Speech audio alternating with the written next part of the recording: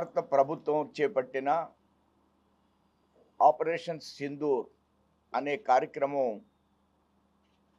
విజయవంతం కావాలి. అలానే సైనికులకి మనోధైర్యాన్ని ఇవ్వాలి. విజయం సాధించడంలో వారు ధైర్య సాహసాలని ప్రదర్శించాలి. అదేవిధంగా సరిహద్దుల్లో ఉన్నటువంటి ప్రజలకి ఎట్టి అపకారం జరగకూడదు. ఈ అంశాల ఆధారంగా ఈరోజు రేపు 10-11 తేదీల్లో దేశవ్యాప్తంగా హనుమానుడికి ప్రార్థనలు చేయాలి, ధైర్యశాలి ధీరోత్తముడైనటువంటి హనుమానుడి యొక్క బ్లెస్సింగ్స్ కావాలి. దానిలో భజనలు చేయాలి, వారిని ప్రార్థించాలి, హనుమాన్ చాలీసాని పఠించాలి అనే కార్యక్రమాలు చేపట్టడం జరిగింది. దానిలో భాగంగా ఈవేళ తిరుపతి జిల్లా అధ్యక్షుల యొక్క ఆధ్వర్యంలో జరిగినటువంటి కార్యక్రమంలో మేమందరం కూడా వేదిక మీద ఉన్నటువంటి పెద్దలందరూ కూడా ఈ కార్యక్రమంలో పాల్గొన్నారు. మన దేశం ఆర్థికంగా ముందంజలో ఉంది. అనేక అంశాలు ప్రపంచంలో జరిగినటువంటి పరిణామాలు, ఏ పరిణామం జరిగినా అది కోవిడ్ కావచ్చు, ట్రంప్ యొక్క ఆలోచన విధానం కావచ్చు, అది భారతదేశానికి ఆర్థిక ప్రగతికి మార్గాలుగా ఏర్పడుతున్నాయి. ప్రపంచ దేశాల్లో ఈ యొక్క కోవిడ్ వచ్చిన సందర్భాల్లో అన్ని దేశాలు దెబ్బతిన్నాయి. కానీ భారతదేశం ఆత్మనిర్భర్ భారత్ అనేటువంటి కార్యక్రమంలో ప్రగతిలోకి వెళ్ళింది. అనేక కార్యక్రమాలు తీసుకున్నారు. దానికి ఆధారంగా దేశం ఆర్థిక అంశంలో 5వ స్థానంలోకి వెళ్ళింది. మనం అది నెంబర్ 2కి వెళ్ళాలి అనేటువంటి కాంక్షతో ప్రభుత్వం పనిచేస్తుంది.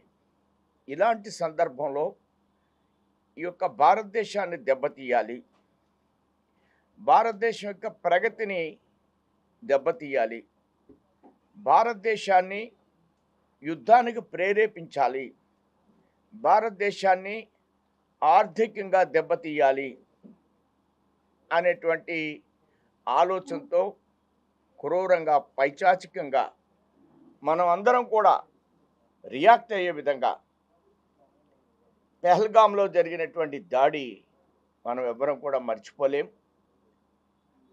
దీనిలో తప్పకుండా యుద్ధం చేయాలి అనేటువంటి ఒక ప్రవృత్తి, ఒక ఆలోచన ప్రతి భారతీయుడిలో ఏర్పడడం అనేది సహజం.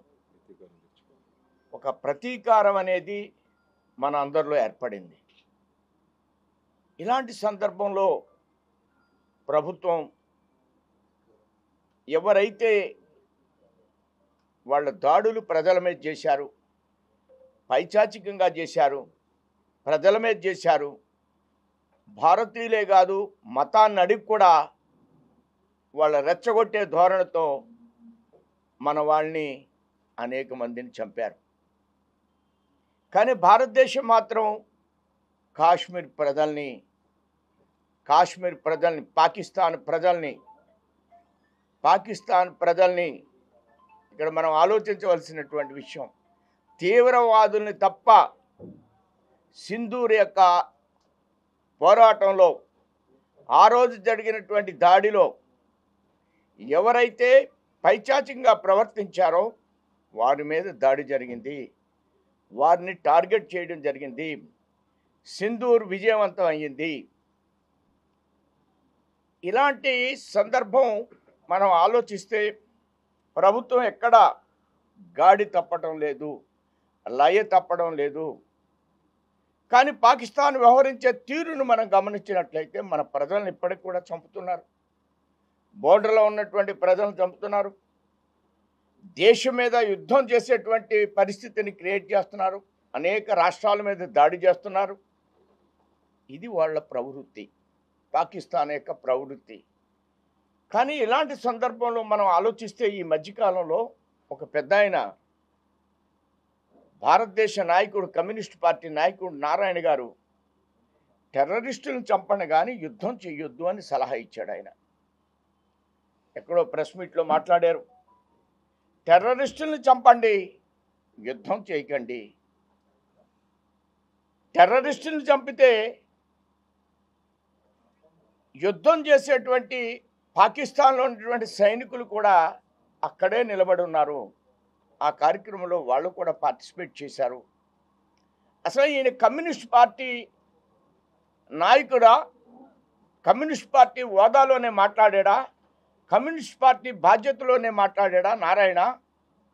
నేను అడుగుతాను, మిమ్మల్ని పాకిస్తాన్ వెంటనే పంపించేయాలి, అక్కడ ప్రజలతో హాయిగా జీవించమని నేను కోరుతున్నాను నారాయణని. పాకిస్తాన్ వెళ్ళిపోవాలి నారాయణ, ఇక్కడ ఉండడానికి అర్హుడు కాదు. లేదా కమ్యూనిస్టులను అతను సస్పెండ్ చేయాలి. కమ్యూనిస్టులు జాతికి క్షమాపణ చెప్పాలి. కమ్యూనిస్ట్ పార్టీ దీని మీద ఆలోచన చేయాలని జాతీయ నాయకుడు కమ్యూనిస్ట్ పార్టీకి. దేశంలో ఇంత ఘోరం జరిగితే ప్రజలందరూ కూడా ఆవేశపడుతుంటే యుద్ధం చేయొద్దంటాడా? మనమందరం కూడా ప్రభుత్వం యుద్ధం చేయాలని ప్రజలు అనుకుంటూ ఉంటే టెర్రరిస్టులను చంపండి, యుద్ధం చేయొద్దంటే ఈయన కూడా ఏదైనా విదేశీ శక్తి? నాకు అనుమానం వస్తుంది. నారాయణ భారతదేశ ప్రభుత్వం తరపున మాట్లాడా, భారతదేశ ప్రజల తరపున మాట్లాడా, లేకపోతే ఈ దేశంలో విదేశ శక్తులతో చేతులు కలిపి మాట్లాడా నారాయణ అని నేను అడుగుతున్నా. ఏదైతే పురి కొలిపేరని నేను మాట్లాడానో, మనల్ని యుద్ధం చేసే విధంగా, మన దేశ ప్రగతిని దెబ్బతీసే విధంగా ఏదైతే కుట్ర జరిగిందో ఆ కుట్రలో ఇలాంటి వ్యక్తులు కూడా భాగస్వాములా అని నేను ప్రశ్నిస్తున్నాను. నారాయణ యొక్క వాయిస్ విన్న తర్వాత నారాయణ కూడా అదే కోవకి చెందినవాడా అని నేను ఆలోచిస్తున్నాను, నేను ప్రశ్నిస్తున్నా ఈవేళ. లేదైతే కమ్యూనిస్ట్ పార్టీ దీని మీద చర్చ జరపాలి, దీనికి సమాధానం చెప్పాలనేటువంటి విషయాన్ని నేను ఈవేళ ప్రస్తావన చేస్తున్నాను. ప్రధానంగా దానికోసమే ఈవేళ ప్రెస్ మీట్ ఏర్పాటు చేశాం. కార్యక్రమం అయితే మేము ఆల్రెడీ చేసాం, కొంతమంది ప్రెస్ మిత్రులు వచ్చి కూడా దీన్ని కవర్ చేశారు. అయితే ఇలాంటి వ్యక్తి ఈ మాట్లాడడం, ఈ ఆలోచన విధానం ఇదేదో యాదృచ్ఛికంగా మాట్లాడిందని నేను అనుకోవడం లేదు. కావాలని మాట్లాడుతున్నారు. భారతదేశాన్ని వీక్ చేయాలనేటువంటి ఆలోచనతో ఈ దేశంలో కూడా కొన్ని శక్తులు పనిచేస్తున్నాయనడానికి నారాయణ గారి యొక్క ఆలోచన విధానం అనేటువంటి విషయాన్ని నేను స్పష్టంగా మీకు తెలియజేస్తున్నాను. లేకపోతే కమ్యూనిస్ట్ పార్టీ దీని మీద సమాధానం చెప్పాలి. యుద్ధం మనం టర్కీకి మధ్యకాలంలో సహాయం చేశాం. మానవ సహజంగా మనం ప్రవర్తించే తీరులో అలాంటి టర్కీ వేళ దాని యొక్క బుద్ధిని చూపించుకుంది, పాకిస్తాన్కి సహాయం చేసే పరిస్థితి వచ్చింది. భారతదేశం ఎప్పుడు కూడా మానవతావాదంతో ఉంది, మతంతో లేదు. టర్కీ ముస్లిం దేశం అయినా మొన్న జరిగినటువంటి వాళ్ళ యొక్క భూకంపంలో భారతదేశం స్పందించింది. కానీ టర్కీ దాని యొక్క నిజస్వరూపాన్ని, దాని మత పాత్రని మర్చిపోలేనటువంటి పరిస్థితి.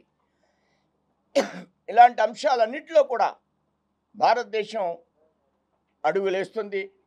భారతదేశం ఈ యొక్క కార్యక్రమంలో, ఈ యొక్క యుద్ధంలో మనల్ని యుద్ధం చేసే విధంగా వాళ్ళు ప్రేరేపిస్తున్నారు. ఈవేళ యుద్ధం చేయమంటున్నారు. మనం యుద్ధం చేస్తాం తప్పకుండా. చాలా ఆలోచనాబద్ధంగా, యోజనాబద్ధంగా భారతదేశం పెడుతుంది. మోడీ గారి నాయకత్వంలో సైనికులు, అలానే మనకున్నటువంటి అనేక రకాల ఆలోచన యుక్తపరులు, యుద్ధం వస్తే మనకేం కావాలి, ఎప్పటికైనా యుద్ధం వారితో మనకు వస్తుంది. అలాంటప్పుడు ఎలాంటి పరికరాలు ఉండాలి, ఎవరెవరితో స్నేహం చేయాలి, ఏ రకాల ఆయుధాలు ఉండాలి, అవన్నీ కూడా మన దగ్గర ఉన్నాయి. ఎప్పటికైనా ఇలాంటిది జరగడానికి అవకాశం ఉంటుంది. భారతీయ జనతా పార్టీ భారతదేశం ప్రగతిలో వెల్లుడుతున్నప్పుడు తప్పకుండా భారతదేశాన్ని నష్టపరచాలి, భారతదేశం ప్రపంచ దేశాలని శాసించేటువంటి స్థితికి వెళ్ళకూడదనేటువంటి శక్తులు ప్రపంచంలో ఉంటాయి. దీనికోసం ఒక బ్లూ ప్రింట్ ఉంటుంది, ఒక ఆలోచన విధానం ఉంటుంది ప్రభుత్వం దగ్గర. ప్రభుత్వం ఆ విధంగానే పెడుతుంది, దేశం ఆ విధంగానే అభివృద్ధి చెందుతుంది. ఇలాంటి సందర్భంలో మన యొక్క వ్యవహార శైలి, డిఫెన్స్కి సంబంధించిన అనేక కార్యక్రమాలని మనం రూపకల్పన చేసుకుంటూ ఉన్నాం. ఎట్టి పరిస్థితుల్లో ఇది ఒక భారీ విజయం కాబోతుంది. భారీ విజయం కాబోతుంది. భారతదేశం ప్రపంచ దేశాలు మరింత ఆలోచనలో పడే విధంగా ప్రభుత్వం యొక్క వ్యవహార శైలి ఉండబోతుందని మీ అందరు కూడా తెలియజేస్తూ నేను ముగిస్తున్నాను. ఇండియా పాకిస్తాన్ ఉద్రిక్తతలపై లేటెస్ట్ అప్డేట్స్ కోసం డౌన్లోడ్ చేసుకోండి RTV లైవ్ యాప్.